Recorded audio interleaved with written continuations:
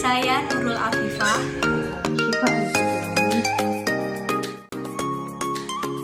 Hubungan Otoritas Jasa Keuangan dengan Perbankan Syariah. OJK ditetapkan pada Undang-Undang Nomor 21 Tahun 2011 tentang Otoritas Jasa Keuangan yang mengkokohkan kedudukan lembaga OJK sebagai lembaga keuangan yang independen dan bebas campur tangan dari pihak lain, yang fungsinya, tugas dan wewenangnya diatur dalam undang-undang yang dimaksud.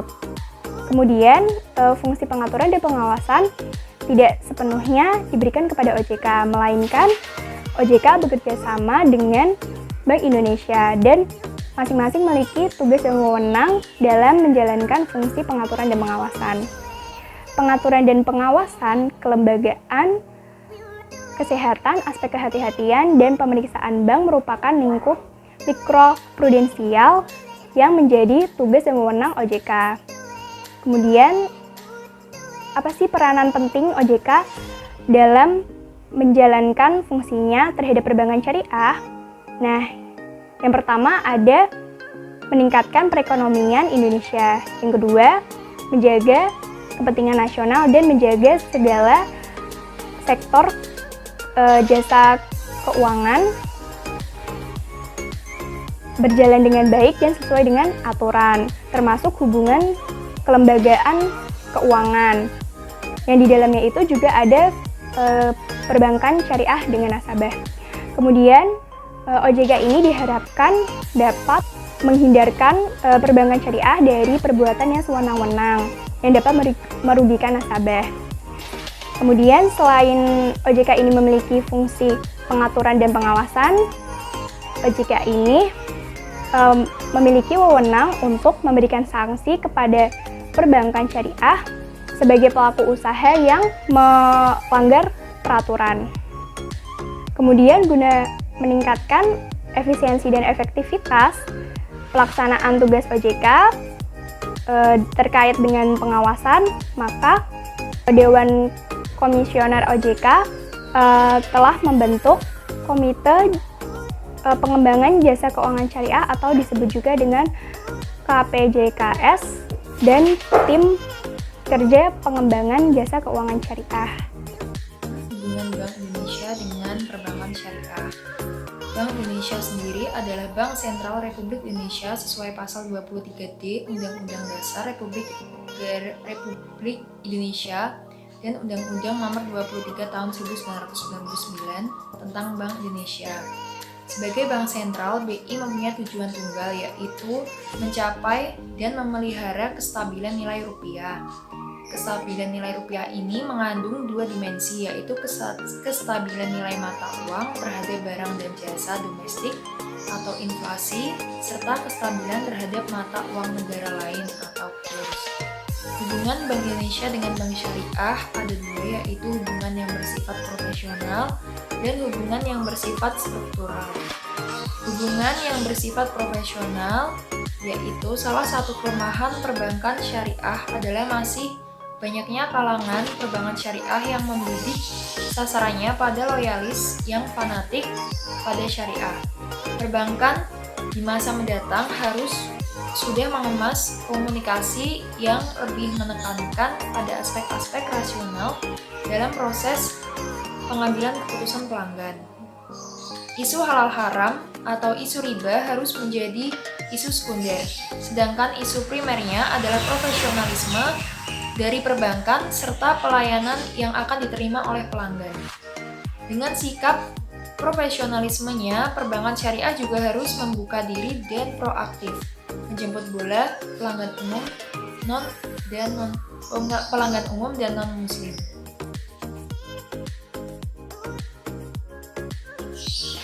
Selanjutnya, hubungan yang bersifat struktural. Langkah berikut yang harus dilakukan untuk pengembangan perbankan syariah adalah strategi pendekatan strukturalis. Hal itu paling tidak mengacu pada beberapa langkah utama. Yang pertama, penyempurnaan ketentuan. Penyesuaian perangkat dasar undang-undang, bank sentral, undang-undang perbankan, dan penyusunan perangkat ketentuan pendukung kegiatan operasional bank syariah. Yang kedua, pengembangan jaringan bank syariah. Peran otoritas perbankan atau BI lebih ditekankan pada penciptaan perangkat ketentuan perbankan yang dapat mendukung terlaksananya kegiatan usaha bank syariah yang sehat, efisien, dan sejalan dengan prinsip syariah. Yang ketiga, pengembangan piranti moneter. Saat ini BI sedang melakukan pengkajian untuk membentuk piranti yang dapat melaksanakan fungsi penarikan kelebihan dana perbankan syariah serta membentuk piranti yang dapat mendukung pasar uang antar bank syariah dengan tetap memperhatikan prinsip syariah. Selanjutnya, hubungan Dewan Pengawas Syariah terhadap perbankan syariah. DPS atau Dewan Pengawas Syariah adalah lembaga yang mengawasi aktivitas keuangan syariah agar tetap sesuai dengan prinsip-prinsip syariah. Anggota DPS direkomendasikan oleh Dewan Syariah Nasional atau DSN yang berada di bawah Majelis Ulama Indonesia untuk menjamin seluruh produk, jasa layanan, dan operasional lembaga keuangan syariah sesuai dengan prinsip-prinsip syariah Islam. Hubungan DPS dengan perbankan syariah. Yang pertama, membuat pedoman persetujuan produk dan operasional perbankan syariah berdasarkan ketentuan yang telah disusun oleh DSN. Yang kedua, membuat laporan secara rutin pada setiap tahun tentang bank syariah yang berada dalam pengawasannya bahwa bank yang diawasinya telah berjalan sesuai dengan ketentuan syariah. Yang ketiga, Dewan Pengawas Syariah hendaklah membuat suatu laporan kepada pembangunan dan aplikasi sistem keuangan syariah. Yang keempat, Dewan Pengawas Syariah juga bertanggung jawab untuk mengkaji dan membuat usulan jika terdapat produk baru, inovasi dari bank yang diawasinya. Yang kelima, membantu sosialisasi syariah institusi keuangan perbankan atau kepada masyarakat.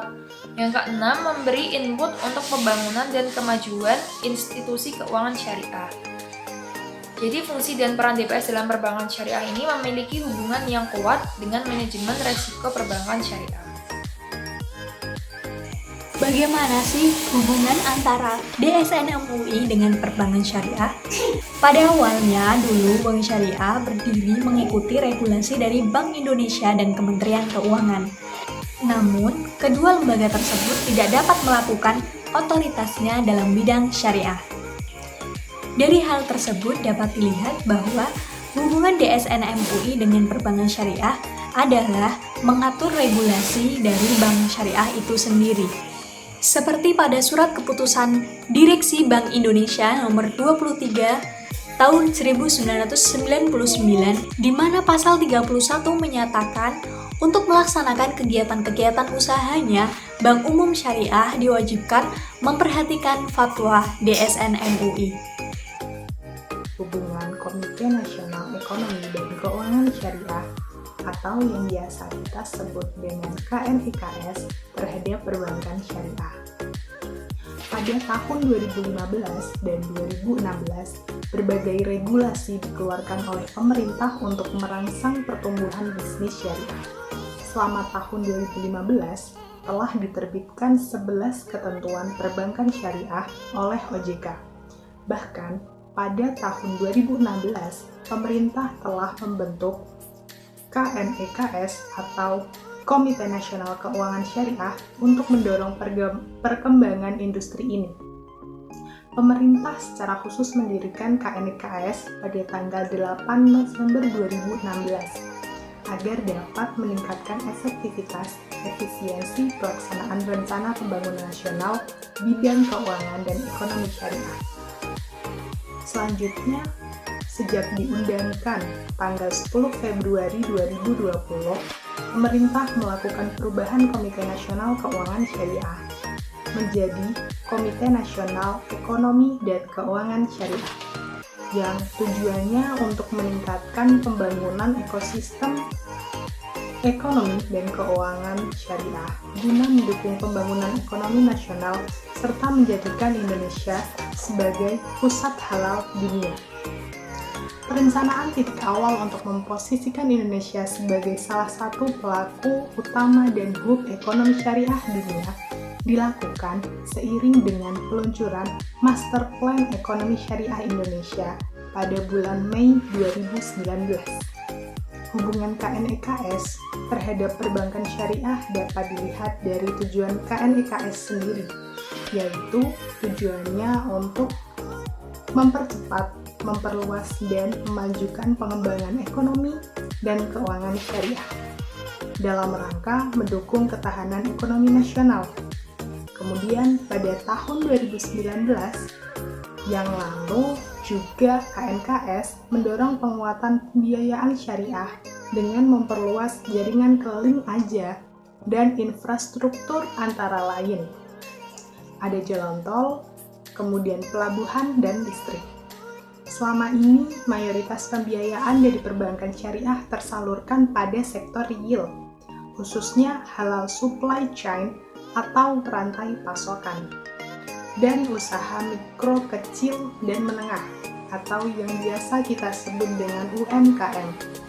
Meski demikian, untuk memperkuat penetrasi keuangan syariah, perbankan syariah akan diarahkan untuk membiayai infrastruktur. Kemudian yang terakhir itu, KNKS juga mengembangkan Link Aja untuk menjadi sistem pembayaran syariah yang bertugas untuk mendirikan sistem pembayaran syariah. Ekspansi sejenis dengan Link Aja juga berpotensi dilakukan dengan badan usaha negara lainnya. Selain itu, Bank Indonesia dan Komite Nasional Keuangan Syariah atau KNKS juga akan menggelar banyak event-event yang sifatnya nasional maupun lokal dalam rangka mengembangkan ekonomi dan keuangan syariah di tanah air. Terima kasih.